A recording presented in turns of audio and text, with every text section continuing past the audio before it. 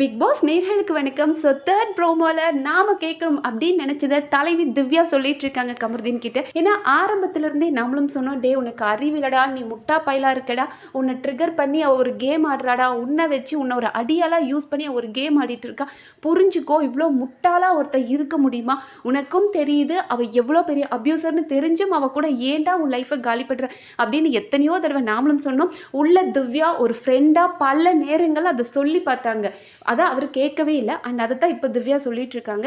கமருதீன், நான் அவன்கிட்ட எத்தனை தடவை சொன்னேன், உன்னை அவள் ட்ரிகர் பண்ணி விட்டு நீ பேசுகிற வார்த்தையை விடுற, இதனால உன் கரியர் காலி ஆயிரும், கரியர் முக்கியம் தானே, பார்த்துக்கோன்னு எத்தனை தடவை சொன்னேன் அப்படின்னு.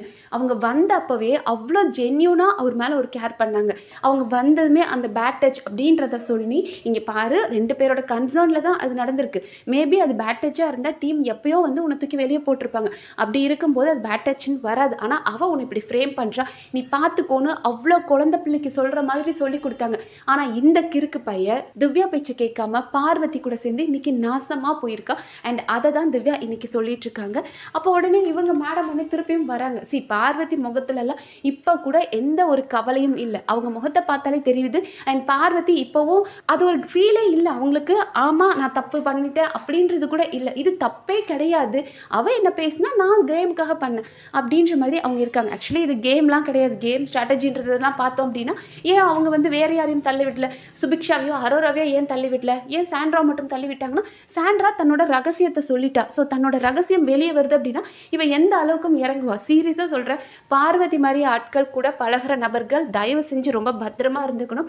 ஏன்னா அவங்களுக்கு தேவையாகிற வரைக்கும் காலை பிடிப்பாங்க. சாண்ட்ரா காலை போய் பிடிச்சி அவன் இப்படிலாம் பண்ணுறான் அப்படிலாம் பண்ணுறான்னு சொல்லிட்டு காலை பிடிச்சாங்க. அவங்களுக்கு தேவை இல்லை, தன்னை பற்றின ரகசியங்கள் ஏதாவது வெளியே வருது அப்படின்னா எந்த எக்ஸ்ட்ரீமுக்கும் பார்வதி போவாங்க அப்படின்றது புரியுது. அண்ட் பார்வதி முகத்தில் இப்போ கூட ஒரு சின்ன கவலை கூட இல்லை, நம்ம தப்பு பண்ணிட்டோம், ரெட் கார்டு வாங்கிட்டு போகிறோம் அப்படின்ற எந்த கவலையும் இல்லை. இப்போவும் அவங்க திவ்யா கூட ஆர்கியூ பண்ணுறாங்க, சும்மா ரெடி, நீ ஏண்டி பேசுகிற அப்படின்னு போது தான் செம்ம டென்ஷன் ஆயிடுச்சு நம்ம தலைவிக்கு. தள்ளி பொடி, முதல்ல நீ எல்லாம் பேசவே கூடாது, உனக்கெல்லாம் தகுதியே கிடையாது அப்படின்றத திவ்யா செம்மையாக சொல்லிட்டு இருந்தாங்க. நீ எல்லாம் பேசவே கூடாது, அவன் வாழ்க்கையை கெடுத்துட்டு நீ ஒரு பொறுக்கி, ஆனால் நீ அவன் வாழ்க்கையை கெடுத்துட்டு நீ எல்லாம் எப்படி பேசலாம் அப்படின்ற மாதிரி திவ்யா நாம என்னெல்லாம் கேட்கணும்னு நினைச்சோமோ அதெல்லாம் வச்சு செஞ்சுட்டு இருக்காங்க. நீ பண்ண தவறு இதெல்லாம், நீ இதெல்லாம் தப்பு பண்ணியிருக்க அப்படின்றத நைட்டுல இருந்து காலையில் வரைக்கும் அர்ச்சனை பண்ணது திவ்யா தான். இன்னைக்கு காலையில் நம்ம விக்ரமே சொன்னாரு, நான் வெளியே போய் எனக்கு திவ்யாவை பிடிக்காது, ஆனால் நான் திவ்யாவுக்கு கோவிலே கட்டிடலாம். ஏன்னா அந்த அளவுக்கு திவ்யா தான் 2 பேரையும் கதற விட்டுட்டு இருக்காங்க. திவ்யா பார்த்தோம் அப்படின்னா கார் டாஸ்க்ல உட்காந்துருக்கும் போது கொஞ்ச நேரம் ஏதாவது ஃபன் பண்ணுவாங்க, அவங்க ஃப்ரெண்ட்ஸ் கூட பேசிட்டு இருப்பாங்க, அப்புறம் மறுபடியும் ஸ்டார்ட் பண்ணிடுவாங்க. பார்வதி நீ எல்லாம் என்ன ஆள்றி, நீ எல்லாம் ஒரு மனுஷி அப்படின்றத மறுபடியும் பேசுவாங்க. யாராவது ஒருத்தர் அவங்க தப்பை சொல்லி தானங்க ஆகணும். எல்லாருமே அவங்கள பார்த்து பயந்து பயந்து கடந்து போனால் யார் தான் அவங்க தப்பை சொல்கிறது? ஈவன் அவங்க அம்மாவுக்கு கூட அவங்க மேலே பயமா இல்லை பாசம் கண்ணை மறைக்குதான்னு தெரியல, பார்வதி பண்ணுற தப்பை சொல்லவே மாட்டுறாங்க. அப்போ யாராவது ஒருத்தர் சொல்லி தானே ஆகணும். வீட்டில் இருக்கிறவங்க சொல்லி கொடுக்கல அப்படின்னா ஊரில் இருக்கவங்க தான் சொல்லி கொடுக்கணும். அந்த மாதிரி தான் நேற்று திவ்யா அவ்வளோ சொல்லிக்கிட்டு இருந்தாங்க பார்வதி கிட்ட. நீ எவ்வளோ மோசமானவளாக இருக்க, நீ எப்படி எல்லாரையும் வந்து ஒருத்தர் கேம் ஆடுற, ஒரு கேமுக்காக எவ்வளோ நீ எல்லாம் மீறி போயிட்டு இருக்க, எப்படி ஈவலாக இருக்க அப்படின்றத சொல்லிட்டு இருந்தாங்க. அண்ட் இப்போவும் அதை தான் சொல்கிறாங்க, தள்ளி பொடி முதல்ல, நீ எல்லாம் பேசவே கூடாது அப்படின்னு. ஏன்னா இப்போவும் அவங்களுக்கு தெரியும் கமருதீன் முட்டாள் வந்து இவ பேச்சை கேட்டு இப்படி நாசமாக போயிட்டானே அப்படின்னு. அண்ட் இவர் வினோத்தும் சொல்கிறாரு, அவர் காலையிலையும் சொன்னார், இவளால் தாண்டா உனக்கு பிரச்சனையே வந்துச்சு அப்படின்றது. அண்ட் இப்பவும் சொல்கிறாரு, இன்னைக்கு இந்த இடத்துல நீ நிற்கிறதுக்கு ரெட் கார்டு வாங்கிட்டு 90வது நாள் நீ ரெட் கார்டு வாங்கிட்டு வெளியே போகிற அப்படின்னா அதுக்கு அவள் தான் காரணம் அப்படின்றத அந்த மனுஷனும் சொல்கிறாரு. அண்ட் இவங்க உடனே நம்மளோட பார்வதி மன்னிப்பு கேட்குறாங்களாம். சாரி சாண்ட்ரா, நான் மறக்க முடியாத நாள், என்னோட லைஃப்லேயே நான் இதை மறக்க முடியாது அப்படின்றாங்க. தவறு சாரின்றதுக்கு ஒரு அர்த்தமே இல்லாமல் போயிடுச்சு இல்லை. தெரிஞ்சே ஒரு விஷயத்த நீங்கள் பண்ணுறீங்க, ரொம்ப யோசிச்சு பிளான் பண்ணி அவள் நம்மளை பற்றின ரகசியம் சொல்லிட்டா, இதுக்கு மேலே அவள் இந்த இடத்துல இருக்கக்கூடாது அப்படின்னு நீங்கள் யோசிச்சு ஒரு விஷயத்த பண்ணுறீங்க. அப்படி இருக்கும்போது அதை நீங்கள் மறுபடியும் எத்தனை பேர் இந்த மாதிரி ஹர்ட் பண்ணியிருக்கீங்க? உங்களோட கோபத்துக்கு உங்கள் கூட ஒருத்தர் பழகுறாங்க அப்படின்னா உங்கள் கோபத்துக்கு அவங்கள நீங்கள் இரையாக்கிடுவீங்க. அது திவாகரில் ஆரம்பித்து, அது திவாகராகட்டும், சாண்ட்ராவாகட்டும், அமித், கமருதீன் அப்படின்னு யாரெல்லாம் உங்கள் கூட க்ளோஸாக இருக்காங்களோ அவங்க கிட்ட உங்கள் ரகசியங்களை சொல்லுவீங்க. அந்த ரகசியம் எங்கேயோ வெளியே வந்துருச்சு அப்படின்னா அடுத்த செகண்டே எந்த எக்ஸ்ட்ரீமுக்கும் போகிற ஒரு கொடூரமான பொம்பளை நீங்கள் வேற ஹை சொசைட்டி ஆன்டி இல்லையா, அவங்க அப்படி தான் சொல்லுவாங்க, ஒரு ஹை சொசைட்டி ஆன்டி. ஸோ ரொம்ப மோசமான ஆன்ட்டியாக இருக்காங்க பார்வதி. அண்ட் இவங்க மன்னிப்பு இப்போ வந்து கேட்குறாங்க. அண்ட் பட் அதை அக்செப்ட் பண்ணிக்கிற நிலைமையில சாண்ட்ரால அவங்க காதை மூட்டிட்டு கத்த ஆரம்பிச்சிடுறாங்க.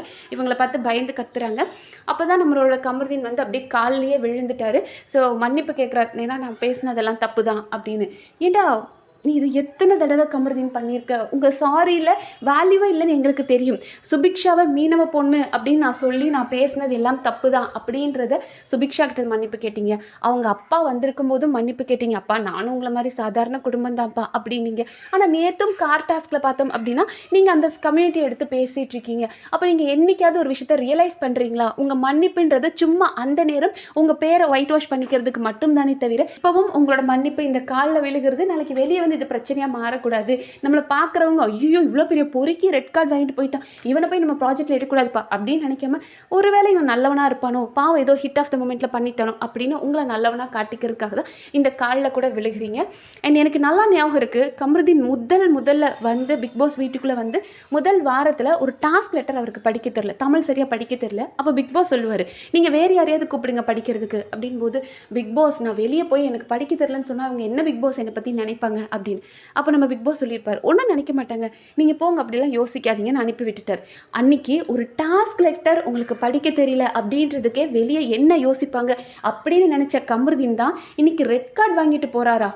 அப்போது வெளியே நம்ம இமேஜ் கான்ஷியஸ் எவ்வளோ முக்கியம்னு நினைக்கிற ஒரு நபராக இருந்தால் நீங்கள் தப்பு பண்ணாமல் இருந்திருக்கணும். அதையும் மீறி 2 பேரும் தப்பு பண்ணிட்டீங்கப்பா. சரி ஓகே, பாத்ரூமில் போய் தப்பு பண்ணிட்டீங்க, லிவிங் ஏரியாவில் பண்ணியிருக்கீங்க, இதில் ஸ்விம்மிங் பூலில் பண்ணியிருக்கீங்க, ஆக்டிவிட்டி ஏரியா எல்லா இடத்துலையும் பண்ணியிருக்கீங்க. சரிங்க, அது வெளியே வருது, ஆமாம் நான் தப்பு தான் பண்ணிட்டேன் அப்படின்னு போகிறத விட்டுட்டு என் தப்பை மறைக்கிறதுக்கு நான் இன்னொருத்தங்களை அசிங்கமாக பேசுகிறேன் அப்படின்றதுல எந்த விதத்தில் நியாயம்? அது யாராக இருந்தாலும், அது கனியக்காவாக இருந்தாலும் சரி, அரோராவாக இருந்தாலும் சரி, சுபிக்ஷாவாக இருந்தாலும் சரி, திவ்யாவாக இருந்தாலும் சரி அப்படின்னு எல்லார் மேலேயும் உங்கள் தப்பை உங்கள் அசிங்கத்தை மறைக்கிறதுக்கு அடுத்தவங்க மேலே அசிங்கத்தை போட பார்த்தீங்க இல்லையா? அதெல்லாம் ரொம்ப தப்பு கமருதீன். உங்கள் லைஃபுக்கு அது ரொம்ப தப்பு. இதுவாது 100 நாள் கேம், இதை விட்டுருங்க. ஆனால் உங்கள் லைஃப் லாங் நீங்கள் இப்படி இருந்தீங்கன்னா நாளைக்கு நீங்கள் என்ன வேணாலும் பண்ணுவீங்களா? கோபத்தில் எவ்வளோ வேணாலும் வார்த்தை விடுவீங்களா? உங்களை ஒருத்தர் வந்து உங்கள் மண்டையை கழுகுறது ரொம்ப ஈஸி. அப்போ நாளைக்கே பார்வதி மாதிரி இன்னொரு ஆள் வந்து உங்களை தப்பாக இன்ஃப்ளூயன்ஸ் பண்ணி இதை விட ஒரு பெரிய தப்பு பண்ணுறதுக்கு உங்களை தூண்டி விட்டாங்கன்னா உங்களால் பண்ண முடியும் இல்லையா? ஸோ நீங்களாம் தான் ரொம்ப டேஞ்சரஸ் இந்த சொசைட்டிக்கு. உங்களை ஈஸியாக ஒருத்தர் மண்டையை கழுவி என்ன வேணாலும் செய்ய வைக்கலாம் போல இருக்குது. அண்ட் பார்வதி இப்போ கூட 1% கூட அவங்க முகத்தில் கில்ட் இல்லை. அவங்களுக்கு இப்போவும் இருந்துட்டு நீங்களாம் யாரா என்ன பேசுறதுக்கு அப்படின்ற மாதிரி தான் திவ்யா கிட்ட லுக் விடுறாங்க. நீலாம் திவ்யா முன்னாடி நிற்க 1% உனக்கு தகுதி இருக்கா பார்வதி? முதல்ல அந்த வீட்டில் இன்னைக்கு வரைக்கும் டிக்னிட்டியை ஃபாலோ பண்ணுறது திவ்யா தான். பசங்க கிட்ட எந்த லிமிட்டில் பேசணுமோ அந்த லிமிட்டில் பேசுவாங்க.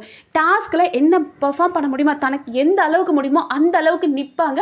தனக்கு ஒரு அநியாயம் நடக்குது அப்படின்னா அந்த இடத்துல கேட்பாங்க, அதோடு அதை கடந்து வந்துடுவாங்க. டாஸ்க்குன்றதை தாண்டி அதுக்கப்புறம் உன்ன மாதிரி உட்காந்து புறணி பேசிட்டு இருக்க மாட்டாங்க. அண்ட் இன்னைக்கு வரைக்குமே பார்வதிக்கு என்ன கவலையாக இருக்குது அப்படின்னா, டிக்கெட் டு ஃபினாலே அடிச்சிட்டா அரோரா, அவளுக்கு மேபி அடுத்த இந்த வாரமே எவிக்ட் ஆகி வெளியே போக வாய்ப்பு இருக்கா அப்படின்னு.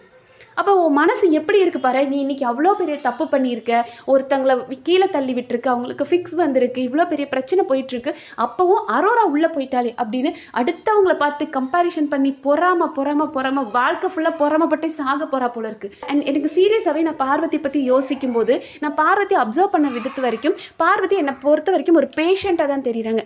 லைக் அவங்களால சிலர்லாம் அந்த மாதிரி இருக்காங்க. அதுக்கு நான் வந்து ஒரு டீட்டெயில் வீடியோ போடுறேன். அது ஒரு விதமான மனநோய் தான். அதாவது நான் மட்டும்தான் கரெக்டு, மற்றவங்க எல்லாம் தப்பு அப்படின்னு நினச்சி அவங்க ஒரு வேர்ல்டில் வாழ்கிறாங்க. ஸோ அந்த மாதிரி ஒரு பேஷண்ட் தான் பார்வதி. அண்ட் கமருதீன் கோபம், எக்ஸ்ட்ரீம் கோபம், என்ன நடக்குது கண்ணு முன் தெரியாமல் கோவப்படுறது. அண்ட் அதுக்கப்புறமா அந்த இடத்துலேருந்து தப்பிக்கிறதுக்கு சாரி கேட்பார். ஸோ என்னை பொறுத்த வரைக்கும் பார்வதி ஒரு பேஷண்ட், கமருதீன் ஒரு கோபக்காரர். இவ்வளோதான். இவங்க 2 பேருக்கும் இந்த இடத்துல டாட் வைக்கிறது தான் கரெக்ட். அண்ட் இவங்க ரெட் கார்டு வாங்கிட்டு போகிறாங்க. ஸோ இவங்களுக்கு சேலரியெல்லாம் கொடுக்க மாட்டாங்களா அப்படின்னா இல்லை, ஆப்வியஸாக சேலரி கொடுப்பாங்க. இத்தனை நாட்கள் அவங்க இருந்ததுக்கான சேலரி அவங்களுக்கு கொடுக்கப்படும். பட் அவங்களுக்கு ஒரு ப்ராப்பரான க்ளோஷர் இருக்காது இந்த வீட்டில். இப்போ மற்றவங்களுக்கு ஒரு ஏவி இருந்தது, கிஃப்ட் கொடுப்பாங்க, வீட்டில் இருந்த மற்ற கண்டஸ்டன்ஸ் கிட்ட ஒரு ப்ராப்பரான சென்ட் ஆஃப் கொடுப்பாங்க, அந்த மாதிரிலாம் எதுவுமே இருக்காது. இவங்களுக்கு எதுவுமே இல்லை. ஒரு ஏவி கிடையாது, யார் கூடயும் பேசாமல், மேலே செலிப்ரேஷன் வீக்கில் கூட இவங்களை இன்வைட் பண்ண மாட்டாங்க அப்படின்னு தான் நினைக்கிறேன். மற்றபடி சேலரி எல்லாம் அவங்களுக்கு கொடுத்துருவாங்க. ஆனால் இத்தனை நாள் இருந்ததுக்கான எந்த ஒரு அங்கீகாரமும் இல்லாமல் அவமானப்பட்டு வெளியே போவாங்க. அண்ட் திவ்யா, நாங்கள் பேச நினச்ச அத்தனையும் நேற்று நைட்டு நீங்கள் பேசுனீங்க அண்ட் இன்றைக்கும் நீங்கள் பேசியிருக்கீங்க. ஸோ உங்களை மாதிரி ஒரு பர்சனுக்கு சப்போர்ட் பண்ணுறதுக்கு நாங்கள் பெருமைப்படுறோம். Divya, we love you. So பாப்பா, இன்னும் வேறலாம் இன்ட்ரெஸ்டிங்காக நடக்க நம்ம அடுத்தடுத்த வீடியோவில் பார்க்கலாம். நன்றி.